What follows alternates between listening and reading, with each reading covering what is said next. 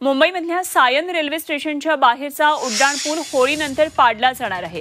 27 मार्चच्या मध्यरात्रीपासून सायनचा उड्डाणपूल वाहतुकीसाठी बंद करण्यात येईल आणि त्यानंतर 28 मार्चपासून पुलाचं पाडकाम सुरू होईल।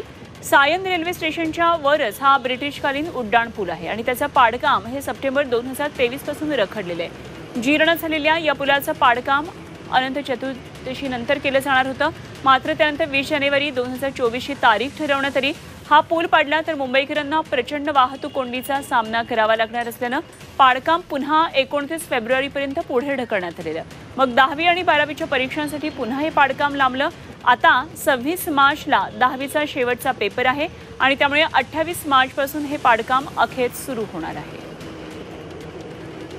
तर मुंबईतल्या सायन ब्रिज संदर्भातली महत्त्वाची बातमी आहे। 27 मार्चच्या मध्यरात्रीपासून हा पूल वाहतुकीसाठी बंद असणार आहे। जीर्ण झालेला सायनचा हा उड्डाणपूल अखेर पाडला जाणार आहे। 28 मार्चपासून याच्या कामाला सुरुवात होणार आहे।